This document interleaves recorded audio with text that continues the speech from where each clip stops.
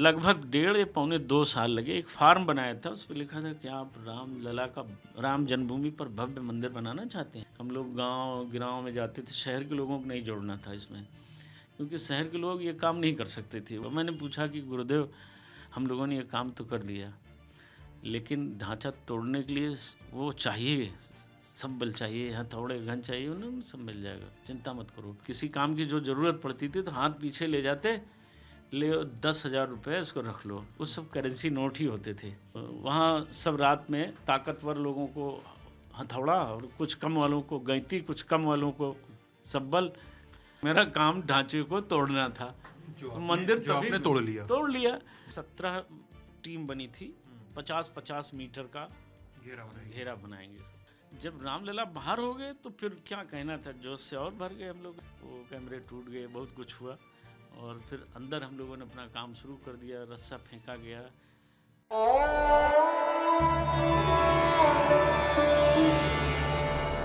इस समय अयोध्या में हैं हम लोग, मैं और मेरे साथी जीत। हम लोग घूम घूम के अलग अलग किस्म की खबरें और कहानियाँ इकट्ठी कर रहे हैं। इस क्रम में हम लोग आए हैं संतोष दुबे जी से मिलने। संतोष दुबे जी का परिचय अगर संक्षिप्त में देना हो तो वो ये होगा कि वो शिवसेना के प्रदेश अध्यक्ष रह चुके हैं उत्तर प्रदेश में, लेकिन उनका एक दीर्घकालिक परिचय इस पूरे आंदोलन और इस नए निर्माण से भी है, जिसको हम राम मंदिर के नाम से जानते हैं, जहां 22 जनवरी के दिन प्राण प्रतिष्ठा होनी है। संतोष दुबे उन कुछ लोगों में से एक हैं जिन्होंने 6 दिसंबर 1992 को ही नहीं, उसके पहले भी अयोध्या में कार सेवा की थी। और बकौल संतोष जी वो कुछ उन लोगों में से भी हैं जो उस निर्णायक भीड़ में शामिल थे जो बाबरी मस्जिद के गुंबद पे चढ़ी थी, बाबरी मस्जिद के आसपास एक्टिव हुई थी।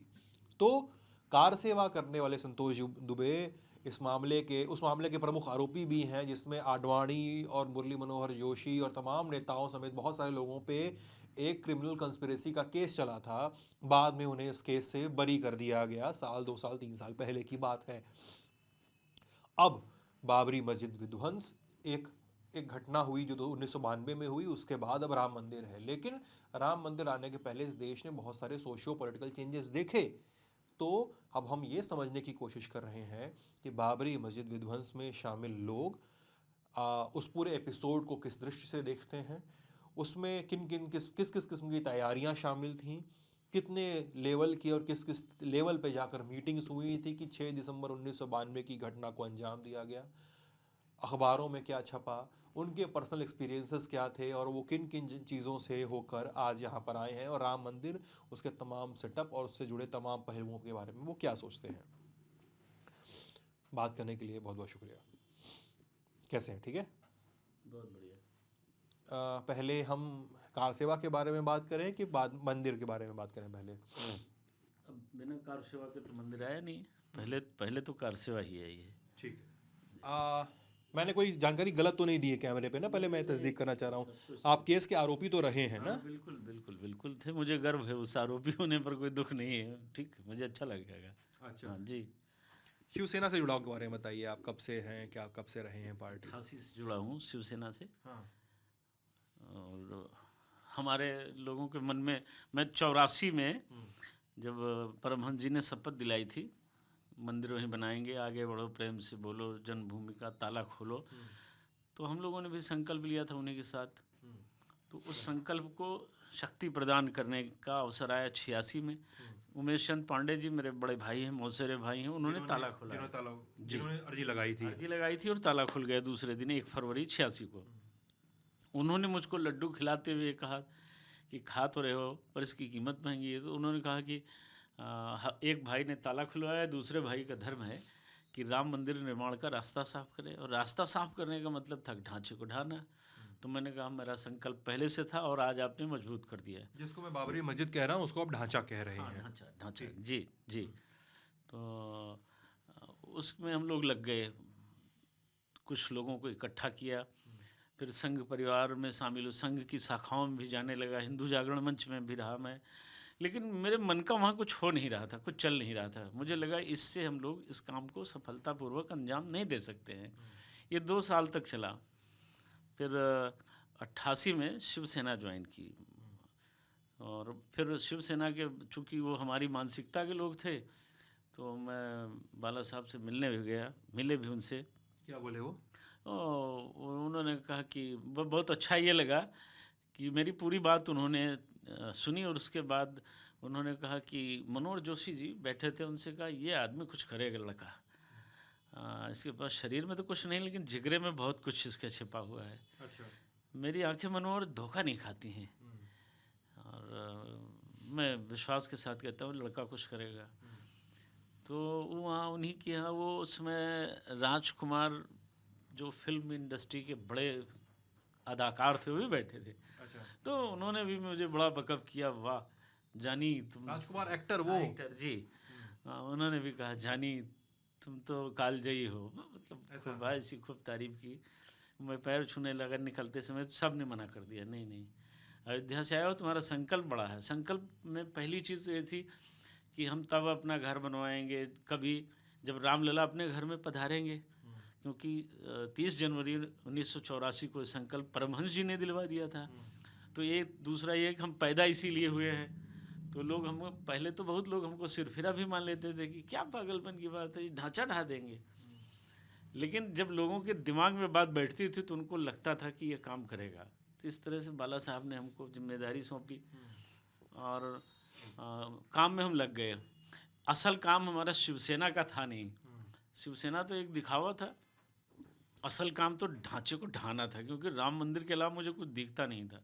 सोना खाना जगना सब में एक ही चीज़, ढांचे को गिराना है। गिराना, बिना गिराए तो मंदिर बन नहीं सकता है। इस बीच 89 में शिलादान और शिलान्यास हुआ वहाँ पे, हाँ, विश्व हिंदू परिषद ने किया जो। ये सब कार्यक्रम हुआ। तो उसमें हमारे राष्ट्रीय नेता एक और थे, जगदीश तांगड़ी जी, वो भी आए, तो मुझसे मिले, बहुत प्रभावित हुए। बहुत सारी चीज़ें होती गई।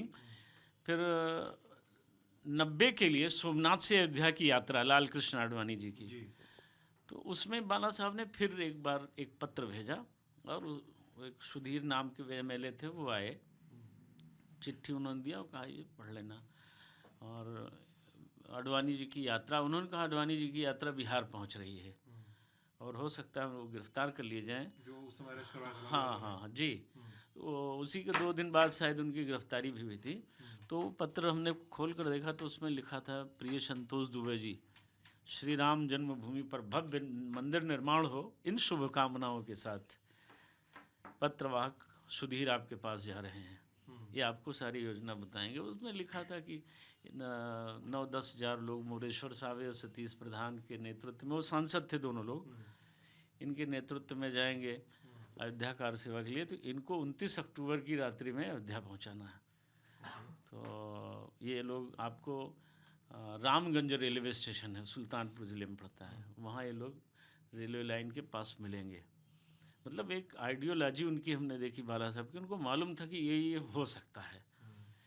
बड़ा अचरज भी हुआ और मैं बहुत प्रसन्न हुआ। वे हमारे जैसे छोटे कार्यकर्ता के लिए, हमारे बाल ठाकरे का मैसेज आना, हाँ, बड़ी बात थी हमारे लिए। उत्साह से मैं भर गया। वो जो जिम्मेदारी मिली वो सब तो हमने किया।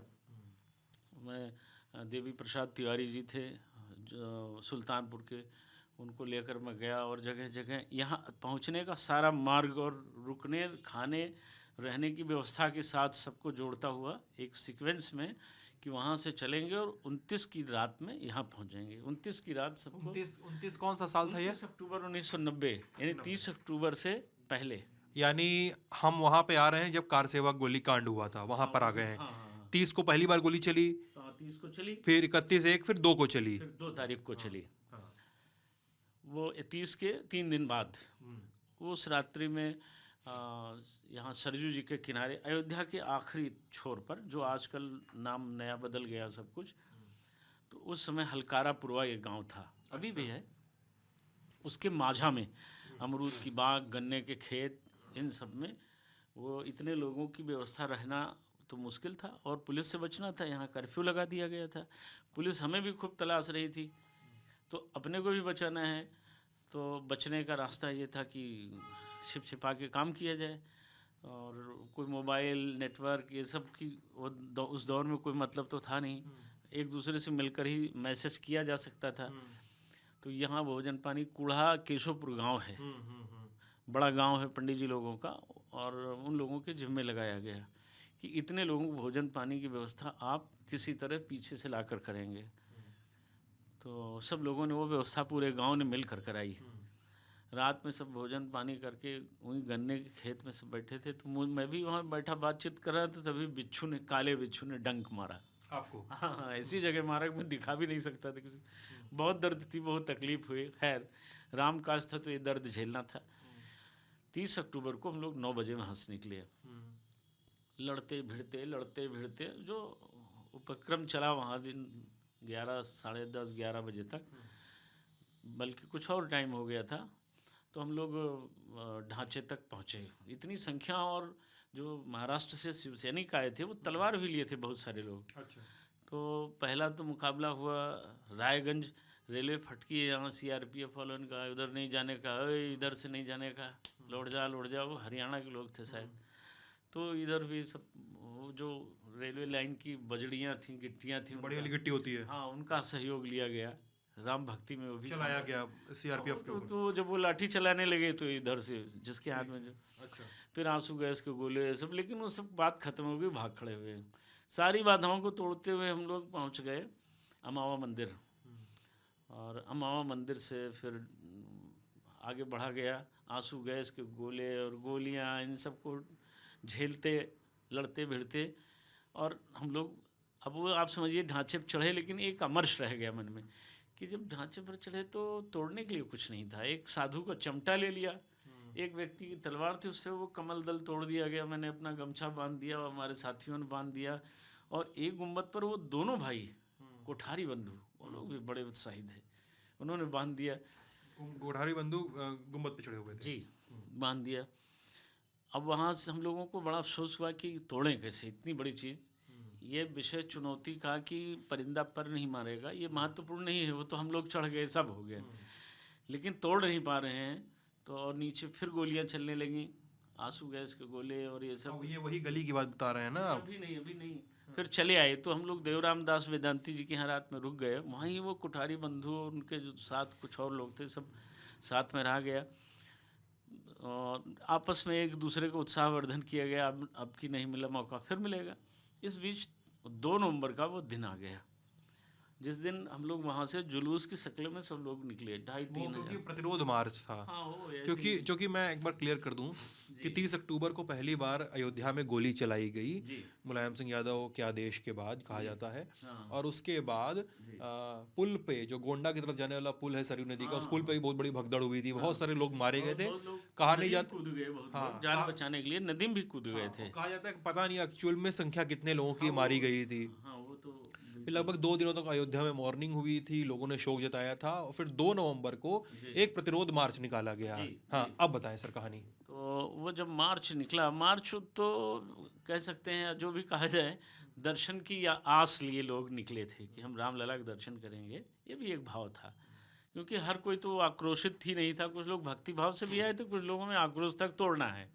तो इस तरह संयुक्त प्रयास था लोगों का, दोनों विचारधाराओं का। तो मुझे मैथिली शरण रमण जी जानकी घाट के महंत थे, और वो देवराम दास वेदांती, सब लोगों ने कहा आप लोग जाइए, अयोध्या के लोकल लोग हैं, और मतलब उन्होंने हमको चढ़ाया कि हिंदू सेनापति हो, तुम नहीं रहोगे तो ये लोग क्या करेंगे क्या जाने, और पीछे जो नेताजी लोग आ रहे हैं सब हट जाएंगे। तो हम लोग चल पड़े उनके साथ, वासुदेव और मैं और राजेंद्र धरकारो, लड़का रमेश पांडे, सब लोग साथ साथ निकल पड़े। रविशंकर पांडे जी थे अयोध्या के, अब वो हमारे अलावा वही एकमात्र जीवित व्यक्ति हैं। हम लोग चल पड़े दिगंबर अखाड़ा तक। जो नेताजी लोग थे वो सब दिगंबर अखाड़ा में चले गए, परमहंस जी के यहाँ। कौन कौन थे नेता में? अरे बहुत लोग थे, बता दीजिए, अब तो बता ही दीजिए। यार जी भी थे, उमा भारती भी थी, जयभान सिंह पवैया थे, वो और वो लोग भी सब वहाँ चले गए। जोशी भी थे? जी, जोशी भी थे? जोशी जी नहीं, सिंघल जी थे मेरे ख्याल से। सिंघल जी नहीं थे। अच्छा। नहीं, सिंघल जी नहीं थे। महेश नारायण सिंह थे, और ऐसे ही 2-1 और लोग थे बड़े चेहरों में। उस समय एक बड़ा चेहरा था, वो हिंदू जागरण मंच के बड़े नेता थे, राम गोविंद सिंह, वो भी आए थे। और वहीं परमहंस जी के यहाँ, परमहंस जी ने मुझे भी बुलाया, बेटे आ जाओ, पर मैं नहीं गया। मैंने कहा लौट के आता हूँ गुरुजी, क्योंकि मुझे लगा कि हम सब चले जाएंगे तो ये बाहर के लोग हैं, इनको क्या मालूम है किधर से जाना है किधर से आना है। कोई टकरा गया और हम लोग चल पड़े आगे। अभी 100 मीटर गए होंगे तो सामने से बैरिकेटिंग, हनुमानगढ़ी चौराहे से बैरिकेटिंग का मतलब ये था कि वो बैरियर लगाया गया था, जाना नहीं। वहाँ पुलिस वालों की दीवार पूरी। कुछ उससे पहले एक गली है, उस गली में सब पुलिस वाले, जहाँ आपको याद होगा जो हमने आपको गली दिखाई थी, गली है उस गली में भी पुलिस वाले। और आंसू गैस के गोले और लाठियाँ। पहले तो हम लोग बैठ गए शांति से, राम राम होने लगा, श्री राम जय जय राम। मतलब कोई भड़काऊ भाषण नहीं था, कोई नारे नहीं थे। अब ये अगर भड़काऊँ था कि रामलला हम आएंगे मंदिर वहीं बनाएंगे, तब इसको तो नहीं रोका जा सकता था। अब इसी बीच वहाँ लाठी और गोली, आंसू गैस के गोले छोड़ने लगे। कुछ बहस भी हुई। वो JS भुल्लर जो IPS अधिकारी था, हाँ, हमने उससे कहा कि हम लोग तो वहीं जाना चाहते हैं। उसने कहा हम तुम्हें सीधे रामलला के पास पहुंचा देते हैं, काहे को झंझट रहेगा। अधिकारी ने बोला कि हम सीधे रामलला के पास पहुंचाएंगे, मतलब ऊपर पहुंचा देते हैं। ऊपर पहुंचा देते हैं ये। और कहा चलाओ गोली, साले गुंडे हैं सब ये। और फिर गोलियां चलने लगीं। उसने भी सिपाही की राइफल छीन ली, वो भी चलाने लगा। और मेरी ही आंखों के सामने भाई रमेश पांडे गोली लगी, वो ढेर हो गए। राजेंद्र धरिकार ढेर हो गया। वो वासुदेव गुप्ता को मार दिया। फिर महेंद्रनाथ अरोड़ा जी और एक राजस्थान का लड़का था, बिल्कुल न्यू ब्रांड, 28-30 साल का, उसको गोली मार दी, वो वहीं गिर गया। इस तरह लोग गिरते गए और ये गोलियां चलाते गए। फिर यहाँ से लाल कोठी तक कितनी गोलियां चलाई कि इनकी मैगज़ीन में गोलियां नहीं रह गई थी।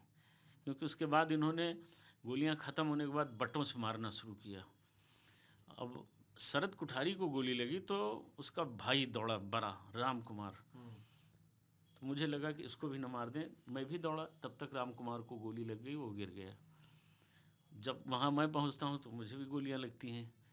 मुझे तो कहाँ गोली लगी? हमारे तो ये है, ये दिख रहे ना, यहाँ से लगी, यहाँ चली गई, फिर इस पे लगी तो जबड़ा तोड़ दिया, यहाँ आके अटक गई, फट गया था। ये बहुत बड़ा घाव हो गया था।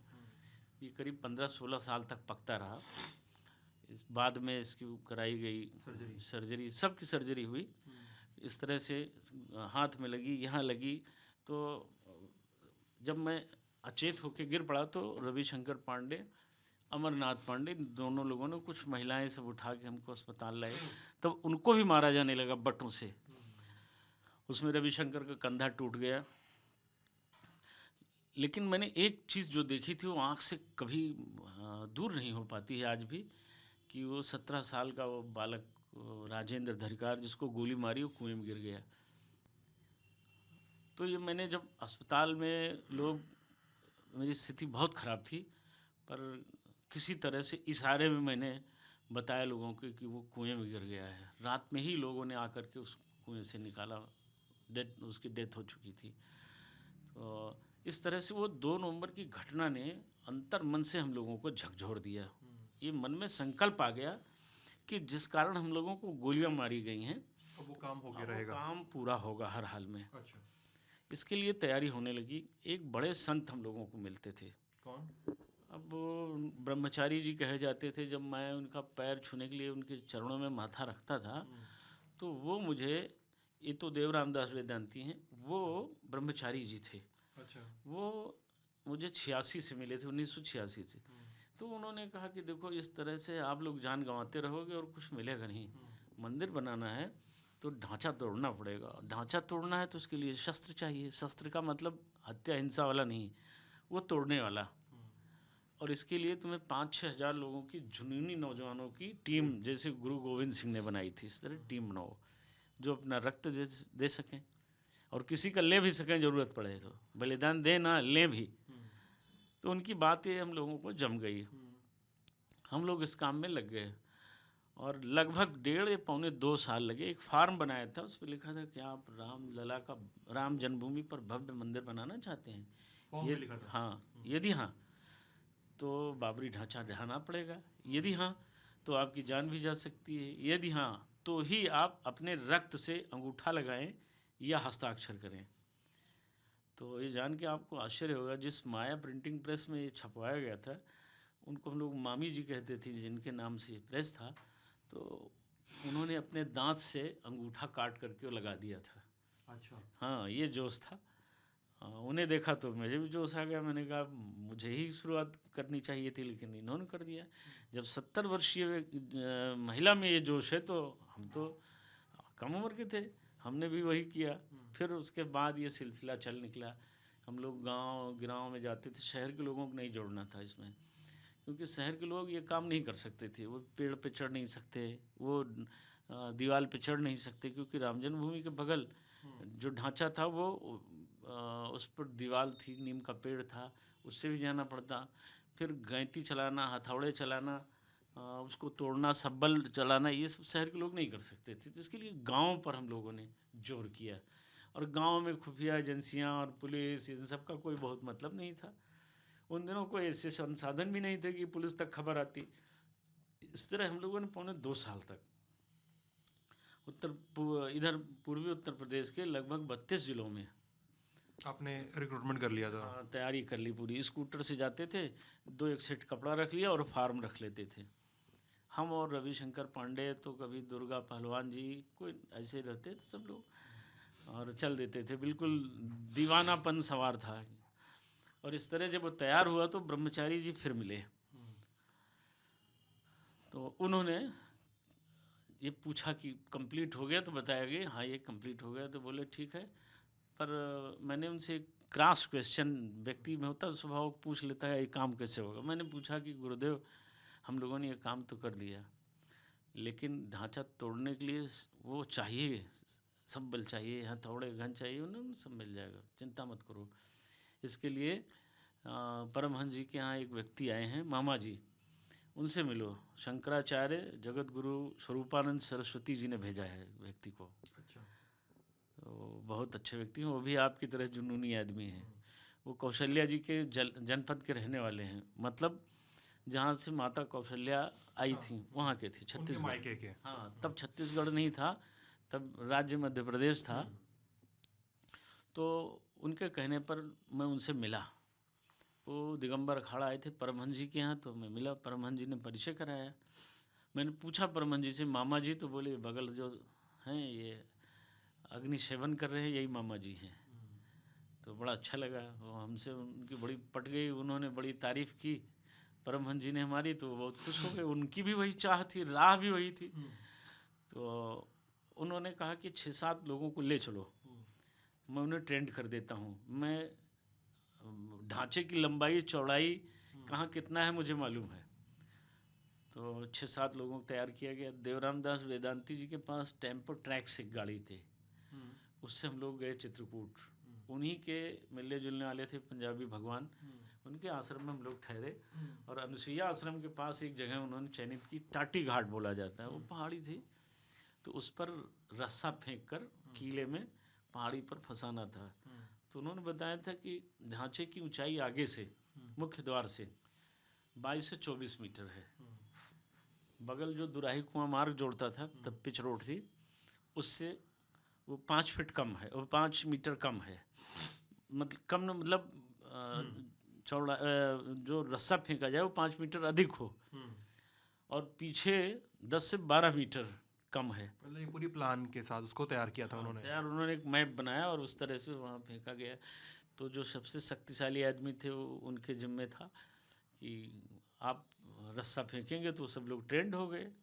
इस बीच पुलिस वाले भी आए, मध्य प्रदेश की पुलिस। उन्होंने कहा क्या हो रहा है बाबा जी? हमने वो कुर्ता लुंगी पहन रखी थी, कम उम्र का था, तो उन्होंने समझा विद्यार्थी, साधुओं में विद्यार्थी होते हैं, चंदन दन पूरे माथे पर लगा था। तो क्या रायता फैलाए हो बाबा जी? तो मैंने बताया कि माउंट एवरेस्ट पर चढ़ने की तैयारी कर रहे हैं। तो बहुत खुश हुए दरोगा जी, वाह तुम तो बहुत अच्छे है बाबा। अच्छा। हाँ, बड़ी तारीफ़ की, और उन्होंने कहा देश का मान कर रहे हो, बहुत अच्छा। वो चले गए। तो एक वो तैयारी थी। अब समस्या आकर फंस गई कि हम उसको तोड़ने का सामान कहाँ से पाएंगे। तब यहीं ब्रह्मदत्त द्विवेदी जी आए, जहाँ बैठे हैं यहीं, वो अपने आप चल कर आए, इसी बैठकी में? हाँ यहीं। और महाराज जी ने कहा था कि आपके पास एक आदमी जाएगा। उनको, जो महाराज जी कह रहा हूँ, उनको लोग नारद जी, तो कोई ब्रह्मचारी जी, इस तरह से संबोधित करते थे हम लोग। ठीक है। जान नहीं पाते थे कि हैं कौन। और यह भी स्थिति होती थी कि जितने कभी किसी काम की जो ज़रूरत पड़ती थी तो हाथ पीछे ले जाते, ले 10,000 रुपये इसको रख लो। उस सब करेंसी नोट ही होते थे। अभी भी शायद उनमें से कुछ 4-6 नोट बचे होंगे, इतिहास के तौर पे उसको रख लिया गया। तो इस तरह वो सहयोग भी कर देते थे। उनके उनके आश्वासन पर हम लोग इंतज़ार कर ही रहे थे, तभी एक दिन ब्रह्मदत्त द्विवेदी जी आ गए। मुझे लगता है नवंबर था, 92 का नवंबर। तो उन्होंने कहा क्या सोच रहे हो, तो वो इसमें घुस नहीं पा रहे, लंबा चौड़ा शरीर था उनका, तो इस कमरे में दरवाजे से नहीं घुस पाते थे। हाँ हाँ। अच्छा। तो झुक कर किसी झुक करके तरह आए इससे अंदर। हाँ आए, बैठे इसी तखत पर जहाँ मैं बैठा हूँ। हाँ जहाँ बैठे इसी अच्छा। बैठे, और बोले तुम कछु कर भी रहे हो, खाली जो योजना ही बना रहे हो, कुछ कछु कर भी रहे हो। हमने ये कब की बात है? 1992 लग चुका होगा। हाँ 92 नवंबर 92 था ये। अच्छा। तो मैंने कहा भैया हम लोगों ने सब तैयारी कर ली, उनको ला के हमने वो दिखलाया कि ये देखिए ये मेरे पास है, फॉर्म वगैरह जो भी भरे वो हो। बहुत खुश हो गए। तो उन्होंने कहा वाह, अब तुम्हें क्या चाहिए, तो ढांचे तोड़ने वाली चीज़ चाहिए। हमने कहा जी भैया। उन्होंने कहा चलो मेरे साथ, तो मुझे लिए गए, वो मुझे दिल्ली ले गए। शेष तो आप जानते ही क्या हुआ। क्या हुआ बताइए। तो आपको सब पता है ना, आप तो दिखा भी चुके हैं अपने शो में। वो मुझे ले गए, नरसिम्हा राव से मीटिंग हुई। जो है वो आप सब जानते हैं। नरसिम्हा राव ने पैसे का बंडल दिया। सब कुछ कर दिया। क्या मैं कुछ गलत बोल रहा हूँ नहीं अभी? नहीं सही है सही है सही पीवी है। नरसिम्हा राव जो प्रधानमंत्री थे उनसे मुलाकात हुई और पीवी नरसिम्हा राव ने पैसे का बंडल दिया और आशीर्वाद भी दिया। 50,000 रुपये दिया। 50,000 रुपये। तो गड्डी थी वो, उसमें थी, पैक थी, तो मैं जा नहीं पाया था। बाद में खोल कर देखा तो हम लोग बहुत खुश हो गए। जैसे उन्होंने एक सवाल किया कि ये तलवारें क्या काम आएंगी। किसने पूछा? उन्होंने ही, पीवी नरसिम्हा राव ने। ठीक है। ये क्या काम आएंगी, इनकी क्या ज़रूरत है। माना गैंती की ज़रूरत, माना हथौड़े की ज़रूरत, माना सब्बल की ज़रूरत, इसकी क्या ज़रूरत है, कोई नरसंहार करना है क्या, ये तो नक्सलियों का काम होगा। नहीं ये नहीं है। तब उनको हमने अपनी योजना बताई कि तलवारों से लोगों को डरा देंगे, किसी की हिंसा नहीं होने देंगे, और त्रिशूल से वो कैमरे जो पूरे आंदोलन को उग्रपंथी और देशद्रोही आदि बताते हैं, हमारे देश का सम्मान घटाते हैं, हिंदू समाज का अपमान करते हैं, तो समझाया जाएगा। नहीं मानेंगे तो कैमरों का इलाज किया जाएगा। तो इलाज का मतलब तोड़ना होता है। अब जो भी समझ लिया जाए। तो बहुत खुश हुए, उनका गुड आइडिया, वाह काम हो जाएगा, और आपको ब्रह्मदत्त जी उपलब्ध करा देंगे, अब जाइए। उन्होंने ऐसा कहा आपसे नरसिम्हा राव ने, और पैसा दिया और जाइए। हम चले आए। हम लोग कितनी देर की मीटिंग थी लगभग? ये 45 मिनट लगभग। अब तो मैं घड़ी पहनता नहीं, वो मोबाइल था नहीं, जो चला हो। अब उतनी देर में सारी बात, चाय पानी, उसके बाद वापसी। मैं इसलिए खुश था, मैंने पहले तो वो पैकेट में समझा कि कुछ नक्शा वक्शा होगा, क्योंकि वही सब मिलता था ज़्यादातर। हम लोग फार्म नक्शा इसी सन के थे। लेकिन बाद में गजरौला में उसे एकांत में देखा तो रुक गया, तो मैं खुश हो गया कि अब हमारा काम हो जाएगा। कोई दे न दे, इतने में तो हम खरीद लेंगे सब। हम चले आए। बाद में वो ब्रह्मदत्त जी ने सारी व्यवस्था करा दी सब। एक लक्ष्मण सिंह ड्राइवर था, वो टेम्पो में ले करके आया और मुझसे मिला। वो सब रखवा दिया गया और चिट्ठी भेज दी गई सब जगह। कहाँ रखा गया था? वो वहीं देवराम दास जी के यहाँ रख दिया गया, और ये कहला दिया गया सब जगह कि 5 दिसंबर को सब शाम को 5 बजे तक सब आ जाएंगे। दिन का चुनाव कैसे किया आप लोगों ने? विश्व हिंदू परिषद ने घोषणा कर दी थी ना कि 6 दिसंबर को कार सेवा करेंगे। वो हम लोग इसकी प्रतीक्षा कर रहे थे कि ये इस दिन की जब ये घोषणा करेंगे तो लाखों लोग आ जाएंगे, क्योंकि हम 5,000 लोग तो पर्याप्त तो थे नहीं, पुलिस बल को रोकना होगा। तो चेन रिएक्शन शुरू हो जाएगी, एक को देख के 4 लोग काम करेंगे। आप लोग का ऐसा सोचना रहा? हाँ ये था कि हम लोग सबको डरा धमका के ढांचे पर चढ़ जाएंगे, और हम थकेंगे तो दूसरे लोग रहेंगे, उनको पकड़ा दिया जाएगा, वो तीसरों को। इस तरह कोई थकेगा ही नहीं, इतनी संख्या रहेगी, और कोई फिर किसी की सुनेगा नहीं, क्योंकि पूरे देश में उबाल था। गोलीकांड के बाद असल में ये 2 नवंबर ही था जिसने 6 दिसंबर की तिथि तय कर दी। तो अब जो 5 दिसंबर की रात्रि में सब लोग इकट्ठा हुए, तो लगभग 1000 की संख्या महिलाएं थीं, 4000 पुरुष थे। कहाँ इतनी संख्या में कहाँ थे आप लोग? और बहुत बड़ा हाल है उनके यहाँ, बहुत बड़ा स्थान था। अच्छा। अभी भी है। अब वो तो महंत जी वहाँ नहीं रह गए। इस आंदोलन की एक विशेषता रही, जो लोग बहुत सक्रिय भूमिका में रहे वो सब किनारे कर दिए गए। या तो उनकी हत्या कर दी गई, या वो फंसा दिए गए, या बर्बाद कर दिए गए। कौन करता था भगवान जाने, ज़्यादातर तो समाजवादी पार्टी ने इसमें काम किया, सच्चाई तो ये है। फिर दूसरे दलों ने भी यही काम किया, जैसे हम लोगों कौन से को दूसरे फर्जी देश? मुकदमे फर्जी मुकदमे लादे जाने, ये सब हुआ, हम लोगों को पता ही नहीं था, अभी भी नहीं पता होता कहाँ कहाँ लिखा होगा, कोई जानकारी नहीं, वो मुकदमे लिख लेते थे। तो ये परिस्थितियाँ उस समय हम सबको झेलनी पड़ी बनाई थी। गई थी। हाँ, वहाँ सब रात में ताकतवर लोगों को हथौड़ा और कुछ कम वालों को गैंती, कुछ कम वालों को सब्बल, और जो सबसे लंबे चौड़े थे उन सबको रस्सा फेंकने की, वो 6-7 लोग जो ट्रेनिंग लेकर आए थे चित्रकूट के पास। हाँ, उन लोगों की जिम्मे वो 15 या 10-12 लोगों की टीम बनी थी, जो सब कोई घायल होता है तो उठा के ले जाएंगे। इस तरह से फिर तोड़ करके सब पीछे, आजकल जहाँ पीएससी कैंप है वहीं सारे लोग इकट्ठा होंगे और फिर अपने अपने घर जाएंगे। ठीक है, तो ये और ये सारा 5 दिसंबर की रात तक ये सब हो गया। 5 दिसंबर में इतने वक्त 17 टीम बनी थी, 50-50 मीटर का घेरा बनाएंगे सब, 250-300 आपस में हम लोग खूब एक दूसरे से गले मिले, खूब रोए, खूब हंसे। कल इनमें से कौन बचेगा कौन मरेगा, वो भजन चल रहा था, एक बाबा जी थे, राम जागीरदास जी उगा रहे थे।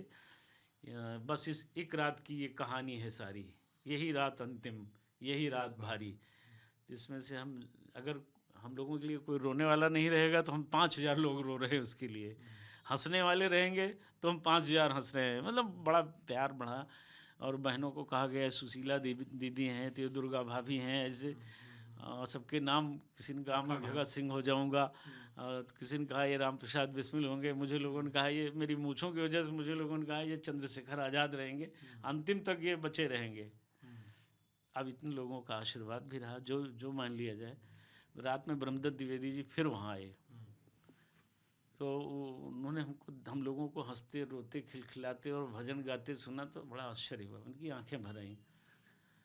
तो इतने लोग किसी का पैर छू रहे हों तो उस व्यक्ति में भी कुछ न कुछ तो मानसिक परिवर्तन होगा। तो उन्होंने कहा, संतोष जी मैं तो समझता था कि आप सो गए होंगे, आप तो ये क्या हो रहा है। तो हमने कहा, भैया आप भी सुन लीजिए, यही रात अंतिम, यही रात भारी। कल जब अयोध्या की गलियों पर ये लोग निकलेंगे तो राम जी की सेना चली चरितार्थ हो जाएगा। बहुत प्रसन्न हुए, पर भारी मन से उन्होंने हम लोगों को, उनके मन में ये शायद भाव आया हो कि ये बच्चे नहीं बचेंगे, या जो प्रभु की इच्छा हो।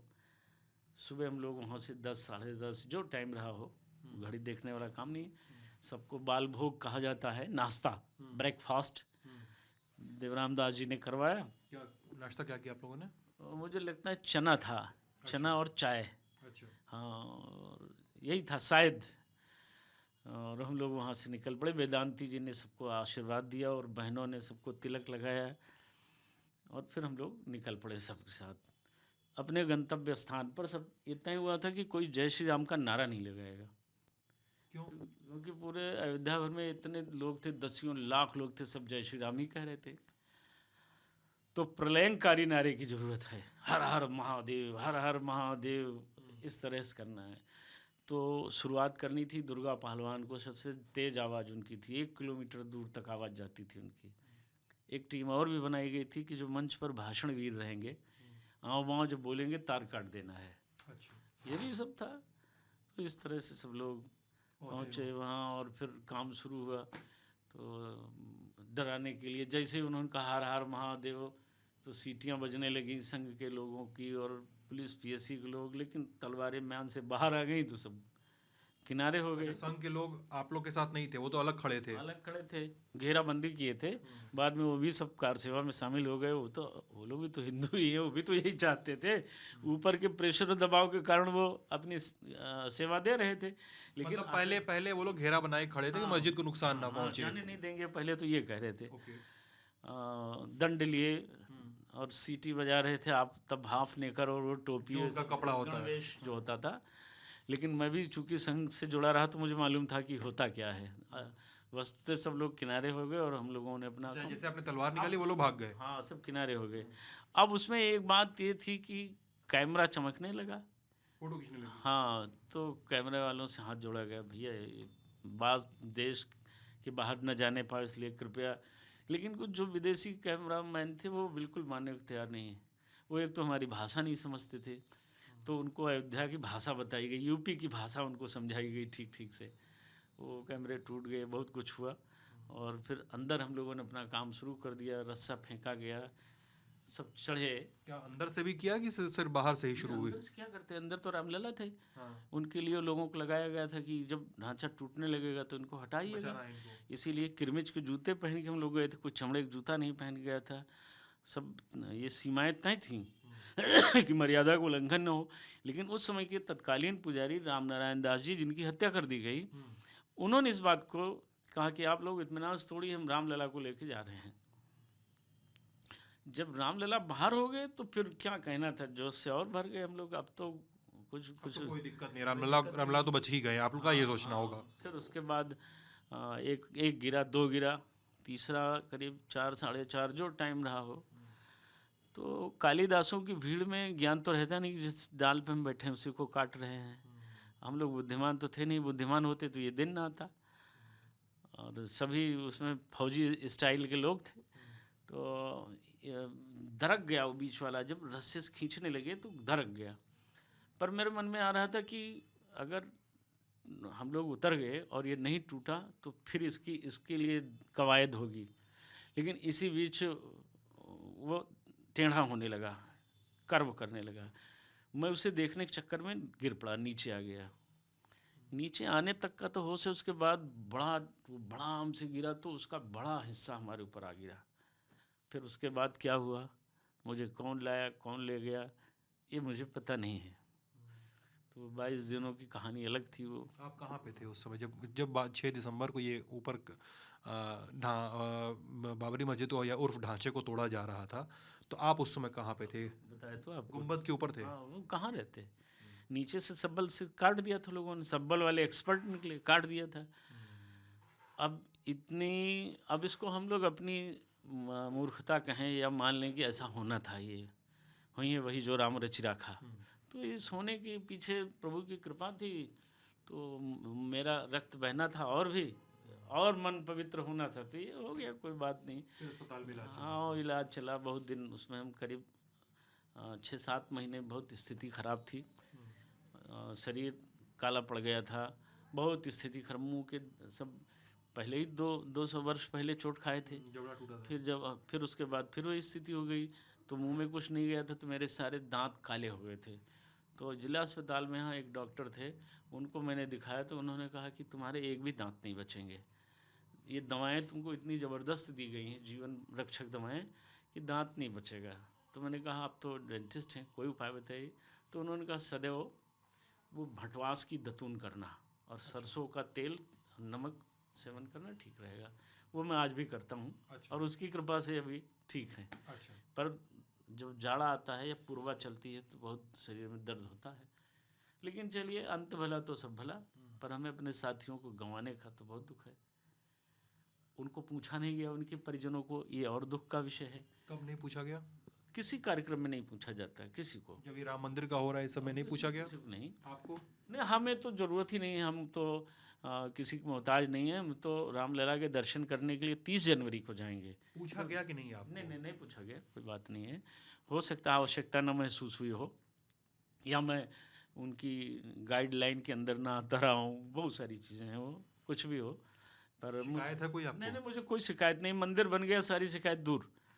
कोई शिकायत नहीं है किसी से। और जिनको जो करना है, जो मर्जी हो करें। पर हमारा जो काम था, तो जो सेवा प्रभु को हमसे लेनी थी, सब उनकी इच्छा से हुआ। मैं छोटा आदमी क्या करता। हाँ, ये लोग कहते हैं हमारे शहर में कि आप राम काज के लिए पैदा हुए थे, ये हो गया। तो मुझे लगता है कि प्रभु ये बड़ाई दे रहे हैं बस। मैं क्या कर सकता हूँ। जैसे सुदर्शन चक्र ने ही 18 चौड़ी सेना को मारा, लेकिन श्रेय अर्जुन को मिल गया, तो ये भगवान ने दे दिया। हम लोग तो यही देवराम दास वेदांती जी कहकर भेजे थे, हतो वा प्राप्त स्वर्गम जित्वा भोक्ष से महिम तस्मात् दुष्टत कौन्ते युद्धाय कृत निश्चय। गीता का श्लोक उन्होंने बताकर भेजा था कि मारे जाओगे तो स्वर्ग के दाता राम के लिए मारे जाओगे। समर मरण पुनि सुरसर तीरा, राम काज लग छुटई शरीरा। मारे जाओगे तो स्वर्ग जाओगे, और जीवित रहोगे तो राम मंदिर का निर्माण होगा। तो रामशिला तुम भी रहोगे। इतिहास मानेगा कि एक ऐसा भी योद्धा था जिसने ये काम किया। तो हम लोग तो भक्ति से ओतप्रोत थे। अपनी न कोई राजनीति थी, ना अपना कोई मतलब था। मैंने आपको पूर्व में ही बता दिया जी। कि मैं शिवसेना में भी इसीलिए गया था कि मेरा काम शिवसेना को मजबूत करना नहीं था, मेरा काम ढांचे को तोड़ना था। तो मंदिर जो तभी आपने तोड़ लिया। अगर 6 दिसंबर ना आता, इस सीक्वेंस को समझने की आवश्यकता है कि यदि 86 ना आता, 1986 1 फरवरी ताला खुलने का दिन ना आता, तो ये 30 अक्टूबर का दिन ना आता। 30 अक्टूबर का दिन ना आता तो 6 दिसंबर ना, वो 2 नवंबर ना आता। 2 नवंबर को गोलियां न मारी गई होती तो 6 दिसंबर ना आया होता। 6 दिसंबर ना आया होता, और 6 दिसंबर ना आया होता तो 22 जनवरी तो आ ही नहीं सकती थी।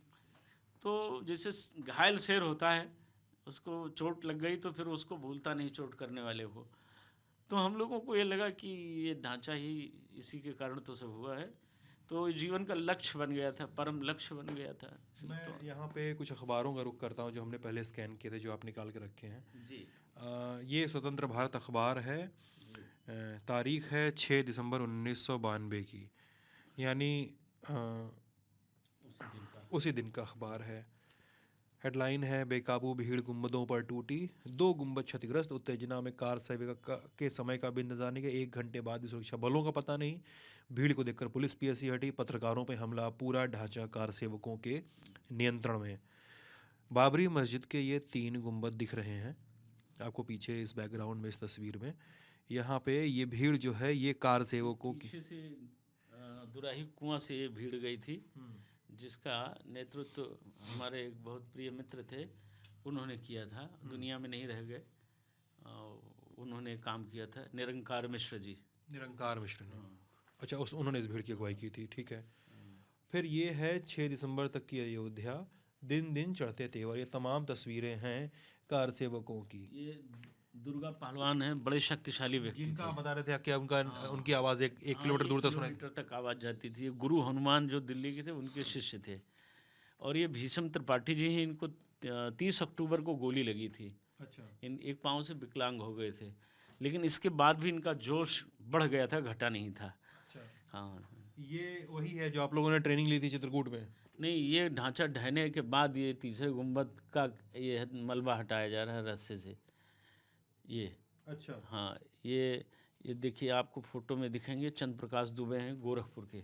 अच्छा, इन्हीं के नेतृत्व में ये सब हटाया गया। ये संघ के लोग हैं क्या? ये सुबह की फ़ोटो थी, ढांचा तब टूटा नहीं था।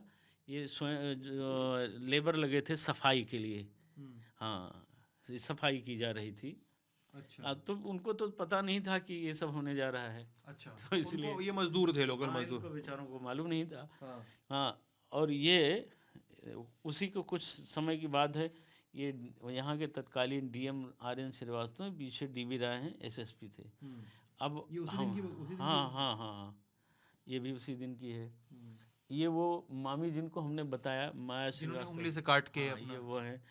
हाँ, महिलाओं की ड्यूटी यही थी कि आप मलबा टोकरी में टोकरी से हटाएंगी। तो ये लोग काम कर रही हैं। ये सावित्री पाठक हैं जो आवाज़ दे रही हैं, दिख नहीं रही? ये बुलाती जा रही हैं, टोकरी में भर भर के फेंकने जा रही हैं। अच्छा। ये विक्रम दुबे जी हैं, ये अच्छा। बीकापुर के रहने वाले हैं। संजय मदेशिया हैं, बस्ती के। अच्छा। ये रविशंकर पांडे जी हैं, जरा देखिए, 6 दिसंबर की कड़कती ठंड में भी ये बनियान पहन कर रहे हैं। हाँ, ये सब लोग हैं। इसमें आप भी हैं? हाँ, ये वशिष्ठ गोयल हैं। अच्छा। ये शिव कुमार गौड़ जी हैं। ये एक आईएएस अधिकारी हैं, नाम नहीं बता सकता हूँ, मजबूरी है। इस समय बहुत अच्छे पोस्ट पे इस है। समय है आईएएस? हाँ हाँ जी। इस समय नहीं हुए थे? हाँ, उस समय नहीं थे। ओके। ये मैं हूँ। ये आप हैं? हाँ, अच्छा। ये मेरे पीछे लल्लन दुबे है, भदार का रहने वाला, ये भी घायल बहुत हो गया था। तो यही आप लोगों ने जो पैसा मिला आपको दिल्ली से एक मीटिंग में, हाँ, यही आप लोगों ने हथियार खरीदे जो आपने? नहीं, हथियार तो ब्रह्मदत्त जी ने भिजवा दिया था। यही इन्हीं पैसों से आए थे? नहीं, वो पैसा अलग ही रह गया था। वो दवा में काम आया लोगों के, वो काम। पत्रकारों के इतने हमले हुए थे, इतनी तस्वीरें कहाँ से आई? इतने कैमरे तोड़ दिए थे आप लोगों ने? वो हमारे मिलने जुलने वाले थे, तो उनको थोड़ा सा छूट मिल गई। उन्होंने कहा भैया कुछ चाहते हैं, तो उनको फिर किसी ने, सब ने पहचान लिया, क्योंकि वो बड़े बड़े बाल रखते थे, वो अलग दिख रहे थे। तो उन्होंने एक बता दिया गया था कि बस एक फ़ोटो लीजिएगा, लेकिन वो मुँह लगे थे, इसलिए कहते सबसे कहते थे मैं भी आम्ही शिवसैनिक आहे, हम भी शिवसैनिक हैं। वो मराठी भाषा मतलब बोल वो रहे। पत्रकार होने के नाते वो अपना काम निकाल रहे थे किसी हाँ, तरह वो से। ठीक है, मित्र थे। अब आप उनकी जगह होते तो आपको भी ये मौका मिलता है कि भैया आप भी ले लीजिए फ़ोटो। कुछ लोग होते हैं जो सच दिखाने और करने वाले होते हैं, उनको छूट होती है, तो उन्होंने अपना ये खींच लिया। बैक फ्लैप भी देख लेते हैं इसका। हर जगह भय का वातावरण, दिल्ली लखनऊ में आपात बैठकें, जिलाधिकारी पुलिस कप्तान घायल, वीपी राज्यपाल से मिलेंगे, प्रायश्चित भी कठिन होगा, कांग्रेस भाजपा की मिली भगत से तोड़फोड़, एक इसने कहा है।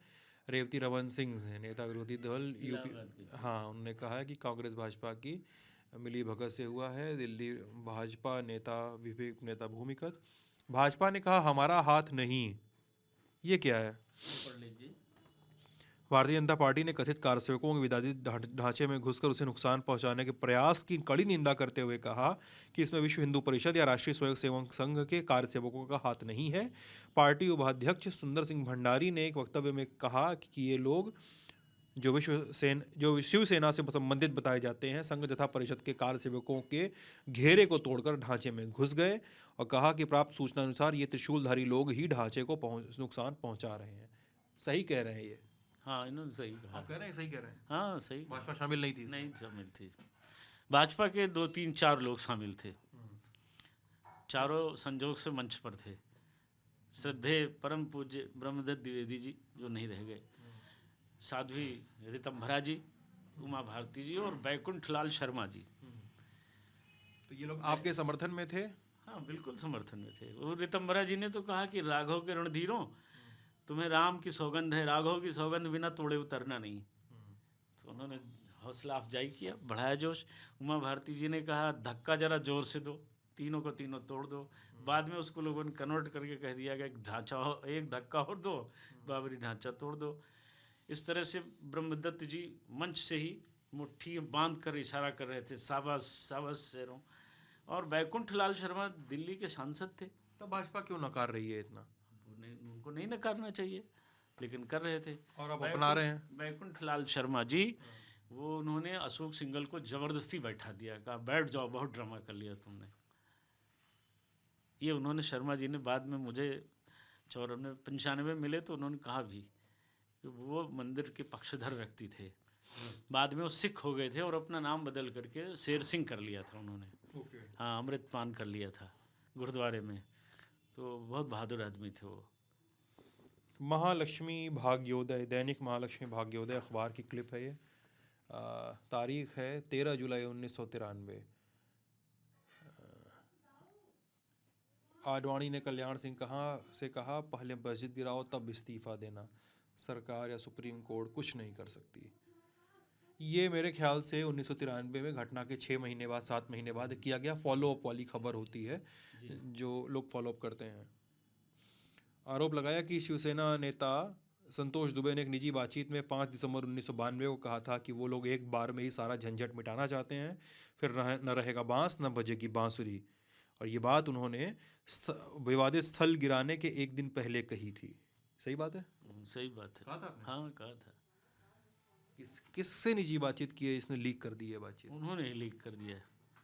जिससे किया था उन्होंने लीक कर दिया? उन्होंने टेप कर लिया था हमारी आवाज़ को। अच्छा। जबकि मैं उनका पैर छूता था, चाचा कहता था, पर वो मामबंथी विचार के थे, तो उन्होंने सब कर लिया था। मुझे बुला करके उन्होंने सब कर लिया था। पर चलिए कोई बात नहीं है, वो बड़े थे, उनको पूरी छूट है, जो करें, गार्जियन थे। चेतना विचारधारा, तारीख 6 दिसंबर 1992। उत्तर प्रदेश के मुख्यमंत्री का इस्तीफा, खबर है कि कारसेवक पत्रकारों को टेलीफोन नहीं करने दे रहे। इलाहाबाद में कर्फ्यू, फैज़ाबाद में कर्फ्यू, बिहार में सतर्कता, दिल्ली में सीआरपीएफ और पैरामिलिट्री फोर्सेस, राजस्थान, अयोध्या की घटनाओं को भाजपा ने दुर्भाग्यपूर्ण बताया, पत्रकार और प्रेस फोटोग्राफर घायल, बनारस में कर्फ्यू, 2 कारसेवकों की मौत, विवादित 4 देवरिया को गुंबद क्षतिग्रस्त करके भगवा फहराया। किसने फहराया था? झंडा पता नहीं क्या कहानी है वो झंडा क्या, वो उसमें तीनों गुंबदों पे पहुंचने के बाद लोगों ने अति उत्साह में, इसमें दुर्गा पहलवान थे तो सबसे पहले इन्होंने गमछा फिर बांध दिया, वही वो हम लोगों से सुनते रहते थे, तो उन्होंने पहुंच के बांध दिया। फिर उसके बाद ओम प्रकाश यादव थे, उन्होंने दूसरे गुंबद पे बांध तो दिया। गमछा था, झंडा नहीं था। नहीं, वो झंडा नहीं था, झंडा तो बाद में लोग कुछ लेकर आए, वो शिवसेना का ही झंडा था। आपको दिखेगा वो उस पर लिखा हुआ मिले।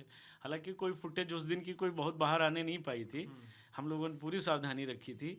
हम लोग कोई इतने भी जाहिल नहीं थे कि देश का अपमान कराते, तो इस योजना में भी था कि कुछ चीज़ बाहर न जाने पावे।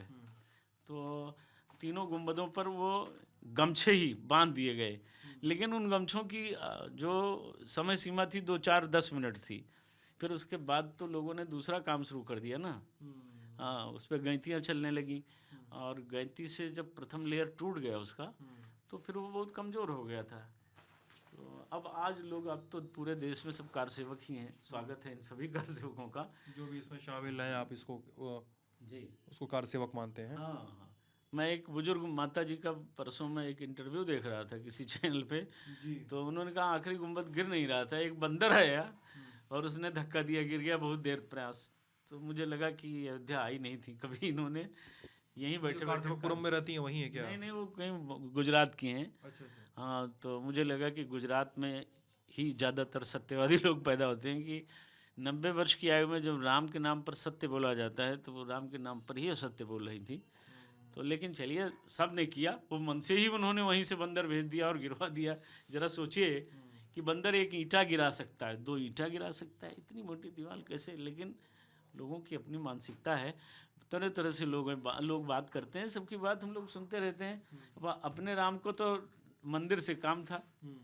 हाँ, और सब, मैं मानता हूँ पूरा देश कार सेवक है। जो धर्म का काम करे, राष्ट्र का काम करे, वो सभी कार सेवक हैं, और उन सबका स्वागत है। वो सब वंदनीय, पूजनीय, प्रातः स्मरणीय हैं। ये कैसी फोटो है? ये गोली लगने के बाद ये अमरनाथ पांडे जी हैं, और रविशंकर पांडे जी उठा के ले जा रहे हैं किसको? हमको। ये आप हैं? हाँ जी, देखिए ना उसमें। ये कोई फोटोग्राफर है सामने क्या? हाँ, ये वही विदेशी फोटोग्राफर थे कोई ये। ओके। हनुमानगढ़ चौराहे पर लाश ले जाते हुए, लाश लिखा। लाश का सिर उठा रहता है क्या? अच्छा, अगर गलती से कह दिया होगा। लिख दिया, किसी ने लिख दिया। मेरे ख्याल से इस तरह की कॉन्फ्लिक्ट और वॉर वाली रिपोर्टिंग हो में ही जाता है। गड़बड़ी होती होगी इस तरह की। हाँ, हाँ। वो एक आम सी बात है उसमें। उसमें वो, सॉरी, मैं इसमें लगा देता हूँ। हाँ जी।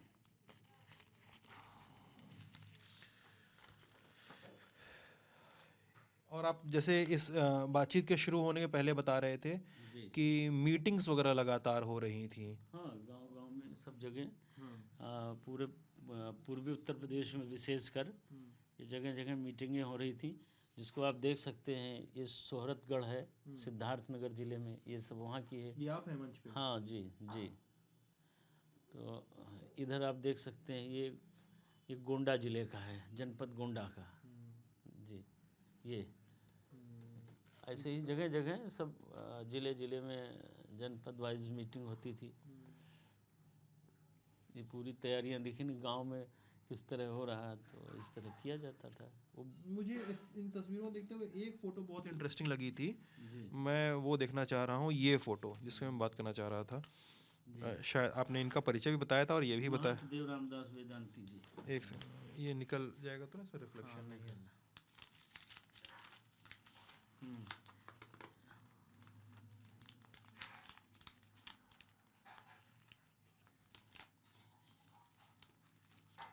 एक बात बताइए, जब तक आप निकाल रहे हैं तब तक मैं से पूछ लूँ जी कि ठीक है, छोड़ दीजिए सर, ऐसे ही छोड़ दीजिए, ऐसे ही छोड़ दीजिए, जी।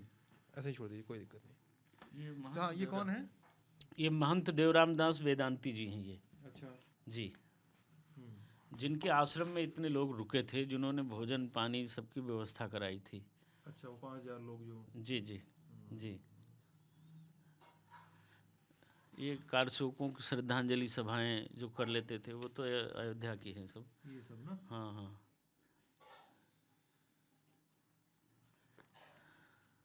ये कौन है? बार बार कई तस्वीरों में दिख रहे हैं। ये शिवसेना के राष्ट्रीय नेता सुरेंद्र कुमार बिल्ला जी हैं।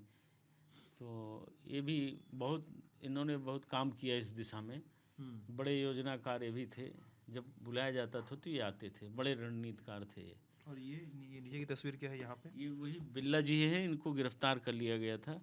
ये जा रहे हैं तो हम लोगों को यहाँ टेढ़ी बाजार चौराहे पे गिरफ्तार कर लिया गया था। आप लोगों को कभी भाजपा नेताओं के साथ कभी कोई ऐसा कॉन्फ्लिक्ट नहीं हुआ कि आप लोग जो बाद के वर्षों में भाजपा के नेता इस पूरे आंदोलन की क्रेडिट लेने लगे, जी संघ परिवार को और विश्व हिंदू परिषद ने इसको अपना आंदोलन बताया, हाँ। और क्या आपका कभी कोई कॉन्फ्लिक्ट नहीं हुआ इसको लेके, क्योंकि आपका राजनीतिक आंदोलन नहीं था इस वजह से? हम ना उनकी राजनीति में हमारी कोई दिलचस्पी थी। हमारा उद्देश्य केवल ढांचे को ढाना और मंदिर बनाना था, और बिना ढाए वो बनता ना तो हम लोगों का काम उतना था। उसके बाद प्रेशर देना यहाँ से, अयोध्या से 2016 से 19 तक लगातार धर्म संसद आयोजित कर हम लोगों ने उनको बार बार ये चेतावनी दी कि अब मंदिर निर्माण नहीं तो इसके आगे और बड़ा बवाल होगा। तो ये देवराम दास जी हैं, इसमें देख सकते हैं। ये देवराम दास जी। हाँ, ये बैठक का वो दौर है। ये सारी तैयारियां हो रही हैं, वो 92 के पहले की तैयारियां की सब फोटो है सारी? हाँ जी जी जी, वही तैयारी देख रहे हैं ना, फोटो देखिए। ये अंतिम दौर में सब चल रहा था कि किस और ये साफ साफ बोला जाता था इन मीटिंग्स में कि आपको ये करना है, आपको ढांचे पे ये मारना है। हाँ बिल्कुल सब ये साफ साफ एकदम बोला जाता था। हाँ बिल्कुल साफ साफ ये तय होता था कि यही इतने इतने काम होने थे।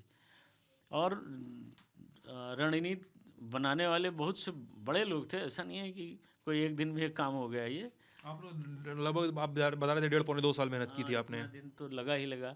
इस बीच हम लोगों ने घाट घाट का पानी पिया। हम लोग मिलने गए जगत गुरु शंकराचार्य स्वामी स्वरूपानंद जी से, परमहंस जी के कहने पर, जो ज्योतिर्मठ के शंकराचार्य। हाँ, जो अभी मुक्तेश्वरानंद जी जिस गद्दी पे बैठे हुए हैं जी। अभी मुक्तेश्वरानंद जी तो बहुत वंदनीय व्यक्ति हैं। उनके गुरु जी थे स्वरूपानंद जी। वो चाहेंगे तो हम फोटो मंगवा देंगे। उन्होंने हमको बड़ी बधाई दी। उन्होंने भी बड़ा सहयोग किया था। और कुछ ऐसे लोग आए थे, उनके भी भेजे स्वरूपानंद जी के, कि जो हम लोगों को हर समय मार्गदर्शन करते रहते थे कि किस किस तरह काम करना है। वो ये समझ लीजिए कि मीटर टू गेज उनको पूरी जानकारी थी। हाँ, उन लोगों ने ये बताया था। वो जो महाराज जी मिलते थे वो स्वरूपानंद जी के बड़े समर्थक, कहते थे कि वो बड़े क्रांतिकारी संत हैं। वो अंग्रेज़ों को खदेड़ने में उनकी बड़ी महती भूमिका रही। अब एक बात मुझे बताइए, आप लोगों के ऊपर एक केस चला लंबे समय तक, जिसका फैसला 2-3 साल पहले ही आया है। उसको कहते हैं बाबरी मस्जिद डिमोलिशन केस। एक तो जो 19 में फैसला आया था वो तो टाइटल सूट था, ज़मीन का मलिकाना किसके पास है, अगर आसान भाषा में समझाएं। वो केस तो था डिमोलिशन का केस, वो क्रिमिनल कंस्पिरेसी का केस था कि क्या बाबरी मस्जिद गिराने के लिए आपराधिक साजिश रची गई थी। यही तो केस था। आप उसमें आरोपी थे। अगर आप ये कह रहे हैं कि आप इतने लेवल पे इस पूरे योजना में इन्वॉल्व थे संतोष जी, तो क्या कोर्ट में प्रूव नहीं हो पाया, या क्या एविडेंस नहीं मिले? क्या हुआ कि आप सभी लोग उस केस में बरी हो गए? हुआ क्या ऐसा? देखिए, सच तो ये है कि राम जी का काम था, तो दुनिया की कोई ऐसी अदालत नहीं थी जो राम भक्तों को सज़ा दे देती। बहुसंख्यक हिंदू राष्ट्र भारत में कोई भी जज इतना बड़ा रिस्क नहीं ले सकता था। और उस जज को ये मालूम हो, उन माननीय न्यायाधीश को ये मालूम हो कि ये राम जन्मभूमि है, ये बाबर की क्या है, बाबर क्या होता है यहाँ का, और कोई कॉन्स्पिरेसी है, कोई षड्यंत्र है तो है, बाबर का यहाँ क्या है। और बाबर के वंशजों ने तो इस देश में बहुत नुकसान किया। तमाम मंदिर तोड़े और मस्जिदें बनाई, मस्जिद बनाई, मस्जिद। तो इसके लिए वो तमाम षड्यंत्र उन्होंने किए। हमने तो छोटा सा षड्यंत्र किया, और षड्यंत्र भी नहीं, हमने धर्म कार्य किया है। वो तो रोज़ आतंकवादी पैदा करते हैं, उनसे बम विस्फोट कराते हैं, मंदिर तोड़ाते हैं। हमने तो कार सेवा की, धर्म का कार्य किया है। आप कह रहे हैं कि इस लॉजिक के चलते, आपका जो लॉजिक है, इस चलते अदालत से आप लोगों से बरी किया गया सभी लोगों को। अच्छा, सीबीआई उसमें सबूत भी तो नहीं जुटा सकी, कैसे जुटा लेती? हाँ, मतलब कोई केस है, केस ही अगर अदालत में कमज़ोर है, बाहर जो भी कहा जा रहा है तो जी जी जी, तो इसलिए उसमें कोई दम नहीं था। और जब दम नहीं था तो वो कैसे चलता? बाद में वो यहाँ का अयोध्या का एक मौलाना भी गया उसमें, वो जो हमेशा उसकी टांग अड़ाने का आदत है हर फटे में, तो वो भी गया लेकिन खारिज हो गया। उनके निर्णय के विपरीत गया था लेकिन खारिज हो गया। तो ये जो परिस्थितियाँ थीं, ये भक्ति का चरम काल था, कोई इस पर गलती नहीं कर सकता था। ये सबको मालूम है कि जिस देश की बहुसंख्यक हिंदू जनता ने अपना प्रधानमंत्री बनाया हो, कई राज्यों में अपना मुख्यमंत्री बनाया हो, तो इसका मतलब एक बिंदु विशेष पर, राम के नाम पर ये सरकारें कांग्रेस की जड़ से उखड़कर समाप्त हो गई, जड़ ऊपर हो गई और उसका जो ऊपर वाला सिरा होता है वो नीचे आ गया है, केवल राम जन्मभूमि के मुद्दे पर। मुलायम सिंह का पूरा वंश कुत्ता बिल्ली तक सांसद होता था, विधायक होता था। जो मजबूत हुई भाजपा, उसकी भिक्षा पर उनको पद्मश्री अवार्ड मिला था। तो ऐसा नहीं है, ये राम का काज था और अंदर से सब चाहते थे, लेकिन ऊपर से ड्रामेबाजी चलती रहती थी। या अंदर से समाजवादी पार्टी के लोग भी चाहते थे कि मंदिर बनना चाहिए, कांग्रेसी भी चाहते थे।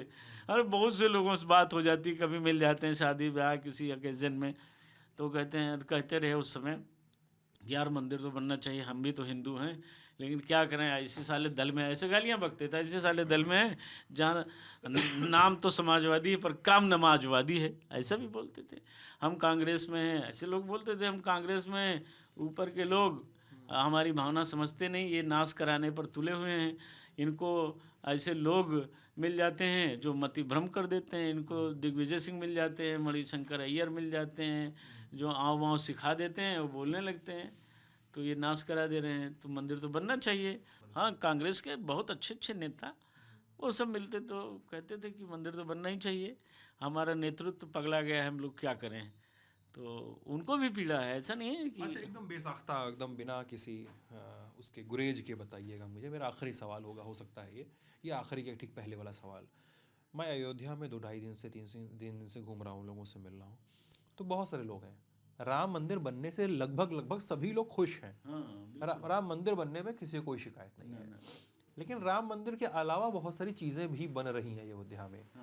जैसे एक सड़क बनाई जा रही है रामपथ नाम से, एक सड़क बनाई जा रही है परिक्रमा पथ, हाँ, एक नया चौक बनाया गया है, कोई सुंदरीकरण हो रहा है, कहीं एयरपोर्ट बन रहा है, सड़कें चौड़ी हो रही हैं। लोग बोल रहे हैं मंदिर तक ठीक है, लेकिन अयोध्या में अब डेवलपमेंट और मंदिर टूरिज्म के नाम पे बड़ी गड़बड़ियाँ चल रही हैं। आप इससे कुछ वाकिफ रखते हैं इससे, या कुछ आप अलग राय रखते हैं? नहीं, बिल्कुल जो अयोध्या के लोग कह रहे हैं सही कह रहे हैं, 100% सही कह रहे हैं। अच्छा। हाँ, बिल्कुल लूट मची हुई है यहाँ एकदम इसके नाम पर।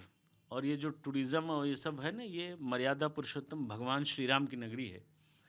यहाँ कहीं ऐसा ना हो जाए कि कभी सरजू जी बढ़ें तो जैसे केदारनाथ जी की त्रासदी हुई थी ना, वहाँ लोग पिकनिक मनाते थे ना, ढक्कन खोलते थे ना, तो फिर क्या हुआ, 1 लाख लोग निपट गए।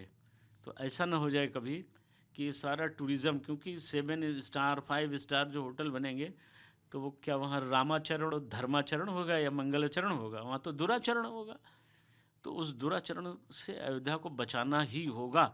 अगर देश के कर्णधारों ने इस पर नहीं सोचा तो आएगा तूफान, तो ए रावण तेरी ये स्वर्णिम लंका भी ढह जाएगी। इसे लंका न बनाइए साहब, इसको महर्षि वशिष्ठ की नगरी, इक्ष्वाकु, मनु, काकुस्थ, रघु, अज, दशरथ और प्रभु श्री राम की नगरी बने रहने देना चाहिए।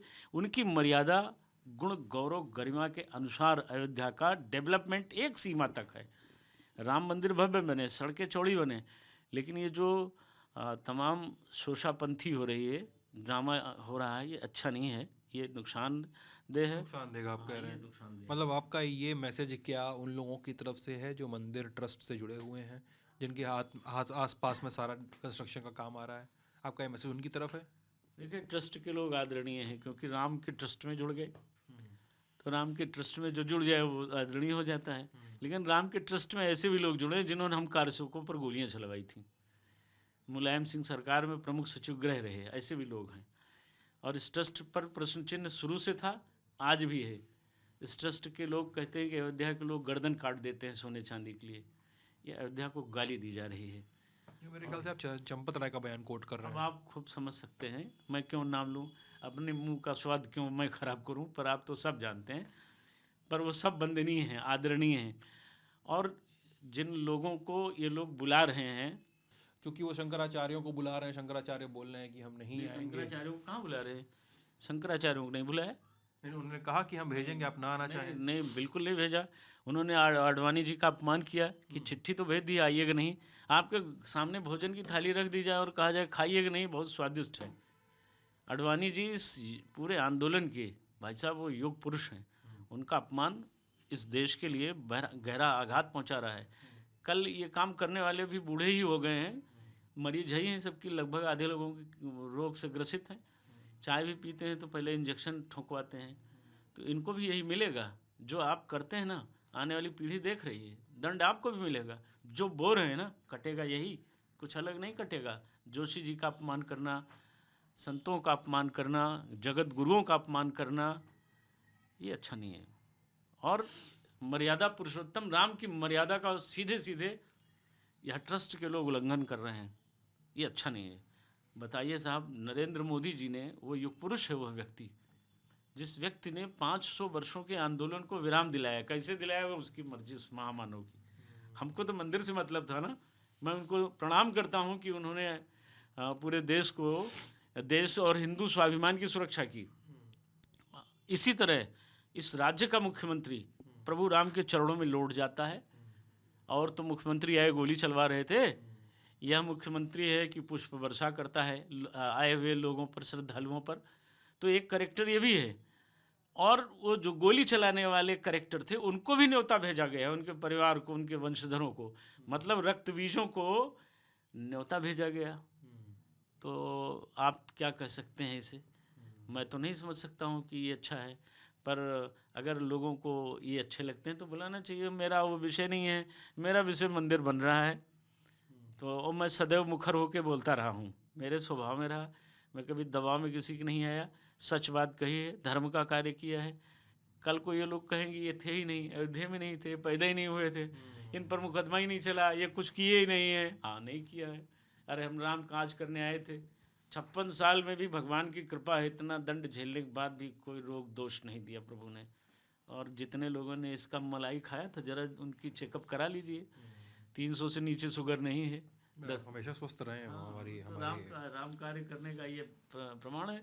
टूटे घर में रहता हूँ, 4 आना का कोई दाग नहीं लगा। इसलिए कि आप जब सही करेंगे तो आपको सम्मान मिलेगा। कभी मैंने सुरक्षा नहीं मांगी, चाहिए नहीं, क्योंकि जाको रथ रघुनंदन हाके ताको कौन पछारे। हम तो राम जी के सेवक हैं, उनके बेटे हैं, माता जानकी के पुत्र हैं। हमें कोई टेंशन नहीं है, मस्त रहते हैं। काम राम का था, कर दिया, अपनी जिम्मेदारी पूरी कर दी। पूरी। जो हमारा धार्मिक आचरण था, वो भगवान ने, जो एक मन में भाव था, विचार था, उसे पूरा करा दिया। अब 30 जनवरी को रामलला के दर्शन करने जाएंगे, रामलला के दर्शन करेंगे। वो रामलला तो किसी की बपौती है नहीं, वो तो हमारे हैं ना, हम लोग उनके हैं। रामलला के दर्शन करेंगे, नंगे, यहीं नंगे पाँव यहीं घर से जाएंगे, प्रभु को प्रणाम करेंगे और निवेदन करेंगे कि प्रभु आगे कोई योजना और मेरे लिए कोई काम हो, कोई जिम्मेदारी हो तो सौंप दीजिए। काशी मथुरा चाहते हो तो आपकी मर्जी, मैं तो तैयार बैठा हूँ। क्योंकि अगर ऐसा हो तो फिर करेंगे। बिल्कुल करेंगे, क्यों नहीं करेंगे। अरे अभी पूरा तेल बाकी है, अभी तो टंकी में पूरा बाकी है। अभी घटा थोड़ी ना, 114 साल की आयु देकर भेजा है उन्होंने, तो 100 साल तो जीवेंगे ही। तो अभी तो आधा ही हुआ है। तो राम कार्य करबे को आतुर तैयार बैठे हैं कि उनको फिर आदेश देंगे तो फिर कुछ किया जाएगा, और नहीं तो उनका भजन करेंगे।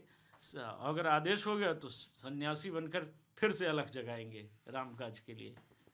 तो ये थे संतोष जी, तमाम सवालों के जवाब देते हुए अपनी कहानी, और जो बाबरी मस्जिद विध्वंस के लिए एक कथित प्लानिंग जो हुई थी, सब कुछ के बारे में एक फर्स्ट। कथित न कहें साहब, इस शब्द को वापस ले लीजिए। तो कथित प्लानिंग नहीं हुई थी, मैं प्लानिंग कह दूं? बस प्लानिंग कहिए, मतलब प्लानिंग हुई थी, प्लानिंग, नो कथित। जैसा वो कह रहे हैं कि प्लानिंग हुई थी। हाँ। तो बाबरी मस्जिद गिराने की जो प्लानिंग हुई थी उसके बारे में जानकारियां देते हुए, कथित मैं इसलिए कह रहा था कि कोर्ट में प्रूव नहीं हुआ, हालांकि अब आप कह रहे हैं तो मैं कह देता हूँ। कोर्ट ने भी कहा ना इस बात को, तो उन्होंने भी स्वीकार किया, कुछ है ही नहीं इसमें। क्रिमिनल कंस्पिरेसी वाला केस था है ही नहीं वो। तो मैं बोल रहा हूँ कंस्पिरेसी नहीं प्रूव हुई ना, ठीक मैं इसलिए बोला कथित इस्तेमाल किया। मैं कथित का इस्तेमाल कथित का समर्थन करता हूँ। आप कथित का समर्थन कर रहे हैं, अब तक नहीं कर रहे थे। आपको बातचीत कैसी लगी हमें ज़रूर बताइएगा। हम इस मुद्दे पे तमाम वीडियोस आपके बीच लेकर आ रहे हैं, उन पर भी अपनी राय दीजिए। हमें कमेंट सेक्शन में इतना ज़रूर बताइए कि आप और क्या सुनना, देखना, समझना चाहते हैं अयोध्या से। बहुत बहुत शुक्रिया।